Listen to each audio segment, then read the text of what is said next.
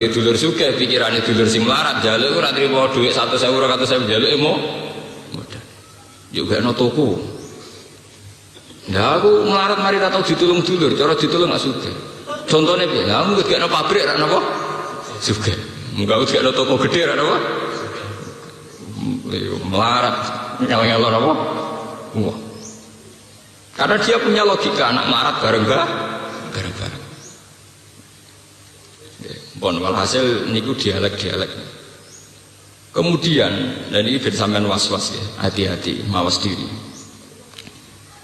Iblis itu jadi masalah ulama, tasawuf, ulama hakikat. Sebetulnya kekuatan setan itu di mana?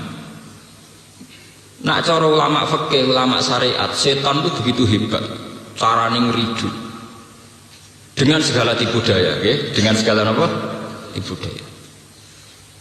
Ini rumah nona, ini kalau balik ini amun salah faham. Cara ulama syariat, setan itu begitu hebat. Sampai cerita-cerita tentang kiai-kiai syariat, tentang kitab-kitab syariat, sing sak gedene iki bar sesawa iso kegodha apa? Setan. Walhasil tipu dayane iku setan hebat. Ya pancen hebat ya. Kita itu membuktekno bolak-balik setan itu punya kemampuan kamuflase talbis. Kemampuan kamuflase apa talbis? Contoh gampang lu nak tenggiri dunia kuliah atau ning dunia wong soleh. Ini contoh paling gampang. Ya, kayak kalau ini santri, sampean ini santri. Orang yang berlatar belakang pendidikan Muhammadiyah yang seneng ya, santri, mereka juga santri cara berpikir Islam. Iku mesti ra seneng lonte. Ora seneng wong katokan cekak sing lonte sing nakal. Akhirnya nak mahasiswa Islam sing santri cek iku NU cek Muhammadiyah pokoke sing mata dasare napa santri. Iku nak golek pacar kan sing jilbaban, mergo luwih napa Islam. Dari segi milih pacar sing jilbaban iki Islami timbang milih sing katokan cekak. Ya tapi wis ngerti nak Islami kok dijak pacaran. Lho pacaran Islami to ora? Paham ya? Tapi setan pinter oleh ngridu.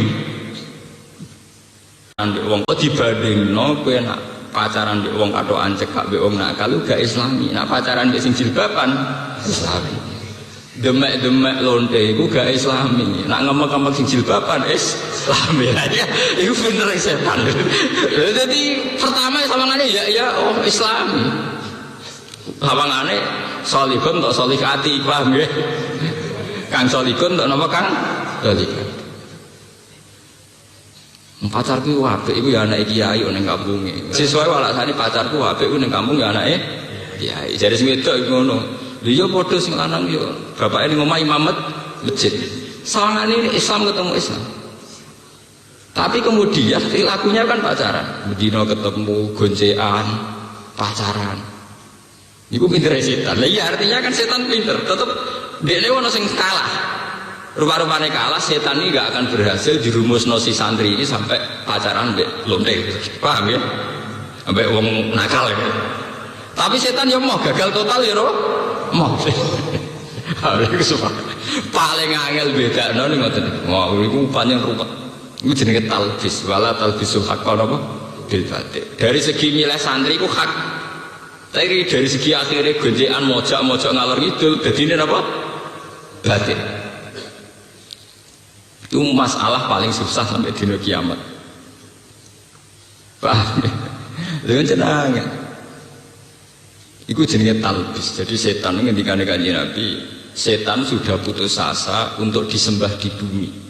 Karena orang Islam apapun rendahnya imannya itu tidak akan sampai fatal secara tauhid. Ini ku nyembah setan. Tapi setan akan mentipu daya, memanipulasi, mengkamuflase sampai barang hak sawangane batil, barang batil sawangane napa hak. Wong akhirnya pacaran, satu jilbaban sitok Islami napa pacaran. Nyongkone nggih Islami. Mergo timbang pacaran mbek londe mbek wong katokan cekak. Nah, setan terus mulai setelah pacaran mulai ana urutan berikutnya. Iku tentang kehendak wong tua nak nglawan. Akhirnya dosane pacaran sitok, bariku dosane wani wong wah kata, nah itu akhirnya ruwet. Akhirnya apa? Tenggene kehidupan sosial ki ngoten. Wong niku ngendikane Kanjeng Nabi, ning kehidupan sosial ki ngoten. Wala tajassasu, wong ora oleh wong niku ngendikane Kanjeng Nabi, ning kehidupan sosial ki ngoten. Wala tajassasu, wong ora oleh tajassus, saling mengintip. Setan pinter, misalnya wong soleh be wong soleh. Ini sebetulnya yang baik itu tetap jaga jarak. Misalnya kayak kula kiai, apike jaga jarak hubungan be kiai. Wong soleh be wong soleh kok gak silaturahim? Karena itu tadi. Dalam silaturahim yang tidak dielmoni, kula baleni. Dalam silaturahim yang tidak dielmoni, itu juga setan iso slono. Misalnya kiai melarat sering dolan iki sugih. Pertama silaturahim. Suwe-suwe kok. Marsine kok telu, duwe akeh. Omahe aku ngiyai puluhan tahun mangane kangelan. Pangeran adil ta adil. Setan ya ora goblok, setan iki mboten apa? Goblok. Lah sing sugih wis suwe-suwe curiga. Silaturahim kok keseringan cah arep-arep disangoni ta piye? Sing sugih duwe dosa suudzon, sing melarat mulai duwe dosa tomak mbek drengki. Tapi Pak Kiai ini kan nggak mungkin setan langsung nggodho kowe nek butuh hiburan dolan ning lonte. Iku kevulgaran, paham nggih? Kevulgaran. Iki bener setan kevulgaran. Wong saleh kok langsung dolan ning lonte ora kevul. Sawangane dolan ning padha kiai ini.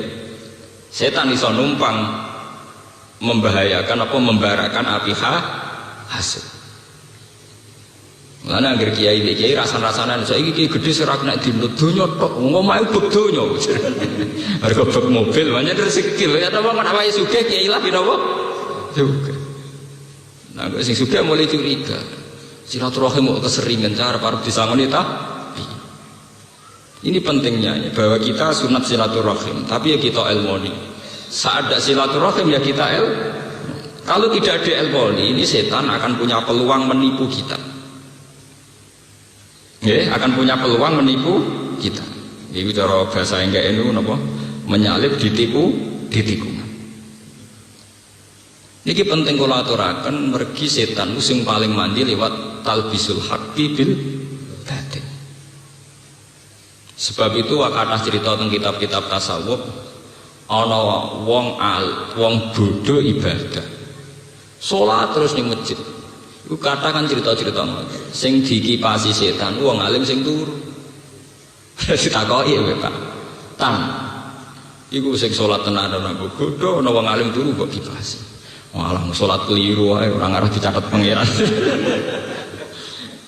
Lah apa hubungane kowe malah ngipasi sing alim ben ora tangi. Nek tangi bener salate malah repot. Ben sing alim ben Ini contoh-contoh kecil betapa setan itu bisa manipulasi saat kita di tengah jalan. Haji ki ngoten. Haji ku apik, sapa sing darani haji ku apik? Mergo haji ku ibadah sing nak mabrur mlebu swarga. Iki bareng-bareng mulai setan yo ora kurang. Wong berkaji mesti mulai ditilik wong akeh. Dhisik ku yo sopan santun, wis pendeke wong Islam ra tau nang Mekah rugi. Ujug-ujug dekok edah ngono piye. Mayoritas wong Islam ora kelar kaji. Kena omongan ngono-ngono mbok baleni nglarakno wong akeh. Ganjaran kaji ra sepira, nglarakno wong pirang. Sepelepah, pokoke wong Islam ora tau kaji pendeke mergo dhekne saiki kelar kaji. Lalu kalau baru ke Mekah lah ya ora tau cerita. Gus tak cerita apa? Ya cerita anak ibadah ku apik. Lah aku di duwe ibadahku umrah, lagi ra di ibadah sabar. Pokoke padha apik ya. Lah aku ngalim kan malah gerdak-gerduk model awam ngebento tapi ya kanut setan aku. Itu tak kok. Lah Mekah ya Ka'bah go ibadah. Nak sing pas ning pinggire ibadah tawaf, nak sing ado ibadah salat. Wong salat ya ora anti Ka'bah, madhepe tetep teng.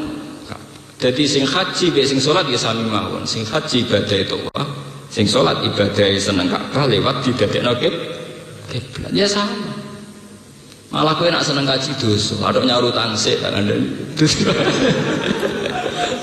Kowe wong larang. Aduk nyaur utang. Akhirnya kan setan ra iso godho, mergo sesuai standar syariat. Iki sing disebut faqihun alim napa? Tengene alalan itu faqihun alimun mutawarridu wa asaddu ala syaitani min alfi napa abidi. Seorang alim sing waroi iku luwih berat kanggo setan dibanding 1000 wong sing ibadah. Mergo 1000 wong ibadah ora ngerti fikih, ora ngerti ilmu agama, ya maksudnya fikih tidak ngerti agama. Itu mudah ditelikungkan setan. Yaitu tadi. Haji kok apik. Ibarat iku melepuki wong akeh, ngelarani wong akeh. Gara-gara ana wong cilik diarani pendek wong Islam ora tau orang Mekah rugi. Ujug-ujug kok idah ngono kondisi. Yang akhirnya sing niliki kan ngenes. Ya Allah Gusti dosa kula napa ditakdir ra kelar ning Mekah. Mubar kaji malah ngenesno wong akeh. Begitu juga sholat. Akhirnya kita diridu setan lewat riya. Sedekah akhirnya malah repot. Paling berat sedekah itu diridu dari Fir'aun. Diridu dari apa? Fir'aun. Misalnya kados sampean ngrumat cah yatim, mulai yatim nganti 10 tahun kelar SD SMP mbok rumah. Bareng mulai ABG mereka punya gaya hidup yang mungkin kowe gak nyaman. Pacar ra kena diatur, pola hidupnya milih sinetron ra kena diatur. Karena sudah jadi sunnatullah kalau orang puber itu pasti melawan sing angkatan lama. Gek cilik zaman mbok rumat ngundang kowe bapak sing rumat. Tapi nek wis bocah puber, mbok anake kiai, mbok anake wali, iku jenenge tetep puber. Nganggep dekne wong gaul modern, nganggepe wong kuno. Dadi ora wong tuwa, isile wong kuno. Akhirnya bocah sing puber iki nek ndelok sinetron kok lara induk timbang ndelok sinetron tok ngaji. Kuno, Pak. Paham ya? Bocah SMA nggih ngoten, cilik mbok rumah, darani kuwi bapake, tapi nek wis SMA ketika debat cuma mendolaran HP wae, aduk nggo ngaji. Cara bapak iku kuno. Tapi apa yang terjadi? Kita merumat 10 tahun tak puluhan juta, kemudian setan masuk. 10 tahun tak rumat, jebule gak ngregani wong tuwa. Kowe mung ora tak rumat mati. Padahal sing nguripno ya Allah, sing maringi rezeki Allah. Memang takdirnya liwat kue, tapi kue ora ono apa-apane, tidak ada artinya. Itu setan. Dia tidak bisa menggagalkan orang itu senang sedekah, tapi dia bisa menggagalkan setelah sedekah diparingi di mental alman wal adza, diparingi mental senang undat. Begitu juga ngiyai ya begitu. Misalnya kalau ngiyai, kula ngiyai 10 tahun ikhlas, kepengen nginterno santri. Zaman awam gini utup sopan. Nah, padha pintere kan iso dadi rival. Cek rival urusan ngalim, cek nak urusan ngalim ketok ya abot. Tetep akeh kiai ini luwih ngalim dibanding napa? Santri. Biasanya ning politik sing mesti cepet dadi rival ning napa? Politik. Beda jago, beda par. Padahal zaman mulang 10 tahun ikhlas, wis tidak. Ngajine ning kene tak alimno saiki wani aku. Mergo beda napa? Jago atau beda napa? Artinya setan itu tidak bisa menggagalkan sang kiai mengajarkan agama 10 tahun, tapi bisa menggagalkan lewat mundat. Nah itu jenenge, makanya kita harus hati-hati. Makanya Allah itu kalau ngandani kawulan itu detail.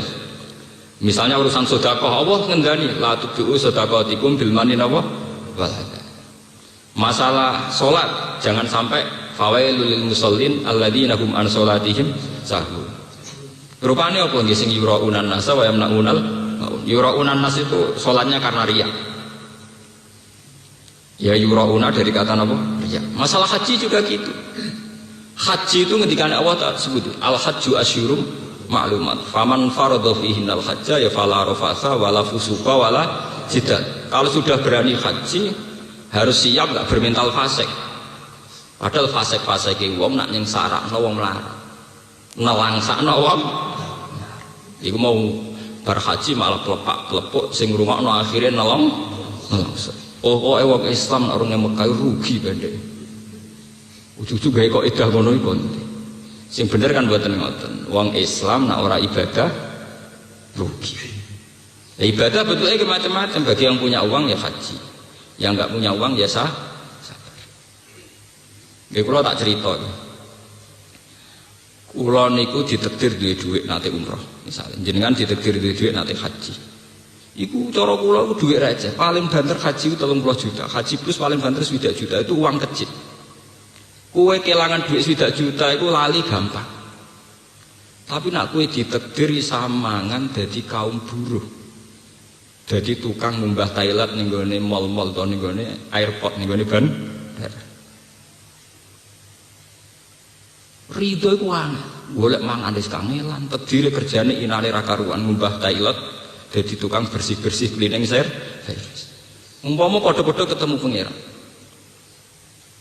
Kowe ridho jeng duit 1 juta ilang. Ridho Gusti, wong kula pancen demi jenengan tak nggo haji. Gampang. Mau ning omah jekno dik 40 juta, cek di karangan sing senilai 200 juta. Ya, tapi nak misalnya sing tukang cleaning service takoki, kowe ridho sak urip-urip pun tak gawe melarat. Mangan omahe kok kerja cleaning. Iku sekali dijawab, kula ridho Gusti niku kersane jenengan. Iku mlebune swarga, iku sak luwih dhisik timbang para wong haji, bahkan timbang para wali. Karena lebih berat dengan keadaan begitu dia ridho ning kediri Allah luwih napa? Berat. Kula nu sering sedekah 10.000, 20.000 teng tiyang. Tapi kula nu mboten nate ngrasa berat. Tetep berat sing nampa.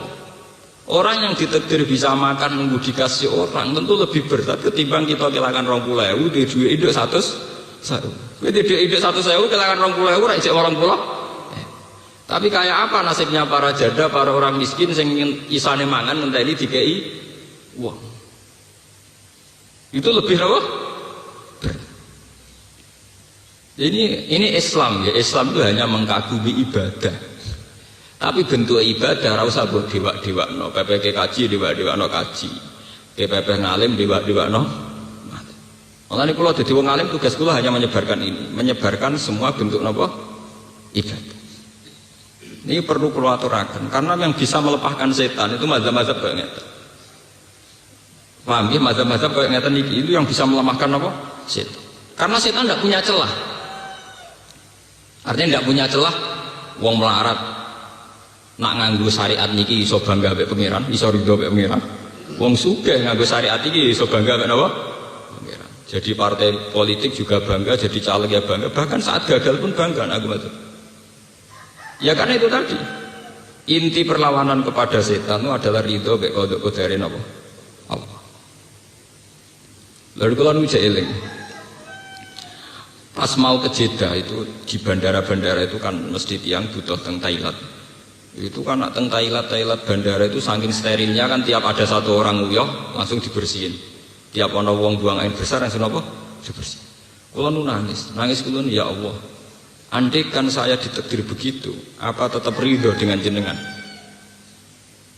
Lane kanjeng Nabi nate dawuh, sing disiki para nabi mlebu swarga iku abdun mamlukun, seorang budak sing dimiliki.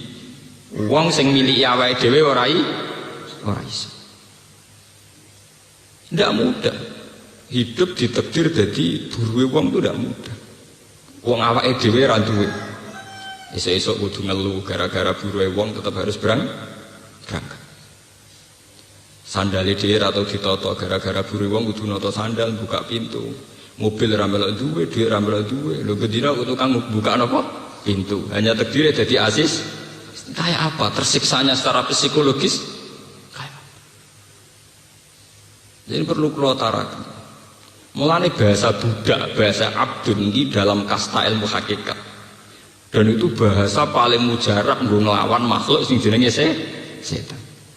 Mulane mengki ayat ini ditutup inna ibadi laisa laka alaihim sultan. Wong sing berhasil dadi kawulaku ngendikane Allah. Iku ra buakal setan iso nguasa. Kanjeng Nabi teng Quran semuanya diistilahkan abdun, subhanalladzi asra bi abdihi. Ning kene surat Iqra iki disebut ara'aital ladzi yanha abdan idza shalla. Semua bahasa Quran tentang Nabi Muhammad sing sayyidul awalin wal akhirin itu diistilahno bahasa napa? Abdun. Kowe dadi Nabi Dawud itu gampang sugih selire akeh. Dadi Nabi Sulaiman gampang sugih selire akeh. Tapi dari Nabi Muhammad repot. Nabi cilik ape mangan ae mburoh tiyang, mburoh angon wedhus. Tekan kumpul Abu Thalib, wong kok melok paman lara ta lara. Melok dulur kandung wae lara, apa melok napa? Paman. Cara Jawa lara-larane wong gak melok wong tuane dhewe. Ape mangan dadi buron. Kelare mangan dadi buron. Sebab itu Nabi layak jadi sayyidul awalin wal akhirin. Karena berat. Dulu ketika Rabi'ah Adawiyah dikenal jadi wali Kaliber, sejarahnya nggih ngoten, mergo budak amat. Ceritanya ini satu kejadian wonten paceklik. Sing kecelok Kiai Hurduk ini sholat istisqa ora ono sing mati. Ya karena jadi kiai gede itu gampang. Artinya untuk ridho sama Allah itu gampang. Tapi Rabi'ah Adawiyah hanya seorang budak, diatur mbek majikane. Budak misalnya kepengen tuku bakso ora iso metu, kepengen delok sinetron ora iso ngatur awake dhewe. Lha wong kepengen ngising dialang-alangi larane ra karuan. Tapi gara-gara dene budak misalnya kepengen jeding dikongkon majikane kudu muni gesek. Ngempet kayak apa sakitnya setiap detik setiap.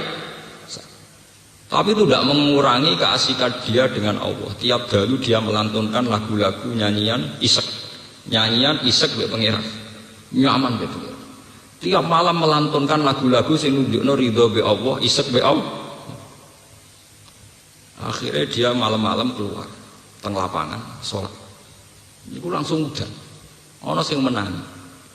Bareng menangi diintip jebule wong iku budak sing manggon ning omahe tuan iki. Akhirnya majikan itu ngerti nak wong itu sing dihormati banyak orang dan memang perilakunya baik terus dimerdekakan. Terus dia menjadi sufi terbesar dalam sejarah. Jadi sinten Rabi'ah sinten ada. Itu ya jalurnya lewat Ahmad, lewat Abdul. Lewat apa? Wonten malih cerita Uwais Al-Qarni. Uwais Al-Qarni itu hanya seorang ra'il ghanam, wong sing tukang ngangkon apa? Wedhus. Wong tukangan wedhus. Tapi Kanjeng Nabi zaman sugeng sering ngendikan khairul qurun Uwais napa? Al-Qarni. Ini kalau cerita masih dalam konteks perlawanan terhadap setan. Ben sampean ngerti. Dan saya adil, artinya kula misalnya bela melarat itu adil. Wong kula ya rapati melarat, ya tau melarat jadi sempurna. Kula niku ya tau melarat banget. Ya saiki rapati napa? Melarat. Tapi itu tidak masalah. Zaman melarat ya aku kawulane Allah, zaman rapati melarat ya kawulane Allah. Sampai sompen ya aku kawulane Allah. Atek sampean mencoba pakai status di luar itu, mesti kecelakaan. Orang kok mungkin kecelakaan, pasti kecelakaan. Ya kayak fenomena yang terjadi sekarang, misalnya gara-gara ada sistem organisasi, orang pakai kasta. Misalnya saya ini pengurus NU ranting, atau Muhammadiyah ranting, atau partai ranting. Itu kan orang-orang soleh. Pengurus NU ranting orang soleh, Muhammadiyah ranting juga soleh, pengurus partai ranting soleh. Tapi takrif soleh ini kadang nggak digunakan, yang dipakai gunakan dia ranting, kalah sama anak cabang kalah sama wilayah, kalah sama pusat.